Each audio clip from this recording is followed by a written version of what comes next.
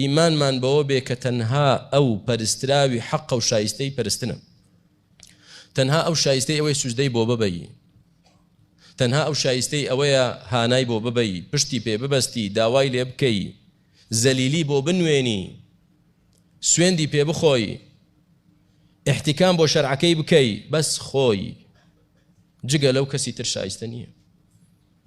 ئەمما تۆ ئێستا لێت تێک چووە لەگەڵ خوای گەورە یەک قائیمەی تریشی دڕیز کردووە، کاکە دەبێ وا بکەین، وەرن فێری مەناسیک و فێری دوعاکردن بن. چۆن فێرمان دەکەن؟ سەرەتا بڵێ یا ئەڵڵا هانای بۆ بەرە، دوای یا حوسەین، دوای یا عەباس، دوای یا گەیلانی، یا بەدەوی، یا دەسوقی. ئەی نابێ وا بێت؟ یعنی ئەمانە هەموو هێنایە ڕیزی ڕەب العالەمین. ئەمانە چیان بەدەستە؟ پێمان بڵێ لەم کەونەدا چیان بەدەستە؟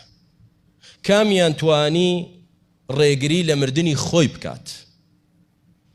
حوسەین سيد شباب أهل الجنة، تاجی سەرمانە و نەوەی پێغەمبەری خوایە عەلەیهی السەڵاتو وەسەلام خۆشمان دەوێت لە مناڵی خۆمان زیاتر، بەڵام نەیتوانی ڕێگری لەوەی بکات سەری ببڕن، سەریان بڕی.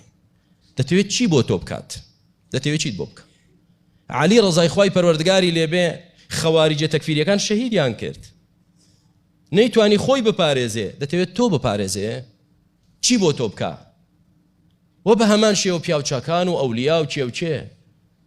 پێغەمبەری خوا عەلەیهی سەڵاتو وەسەلام کە نەخۆش دەکەوت، ئازاری نەخۆشیەکەی دوو ئەوەندەی مسلمانانی تر بوو، خەڵکی تر بوو، چونکە ئەجریشی زیاتر بوو.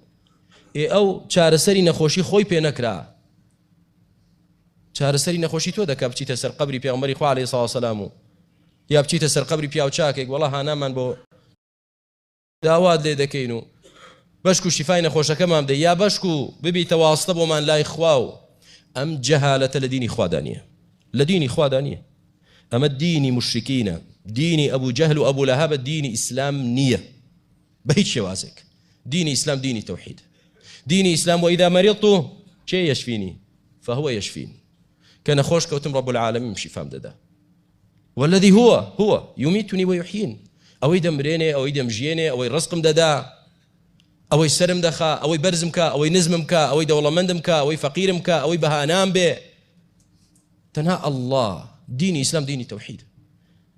هەر ناوێکی تر بێنی لە پاڵ خوای گەورە، لەگەڵ خوای گەورە ڕیزی کەیت، ئەوە تۆ شەریکت بۆ خوای گەورە دانا. بۆیە یەکەم شت لەو دوو ڕوکنەی سەعادەت و سەربەرزی دنیا و قیامەت، ئیمان و تەقوا. ئیمان حتى تؤمنوا بالله وحده، دەبێ ئیمانت تەنها بەخوا بێت، لەگەڵ خوای پەروەردگار.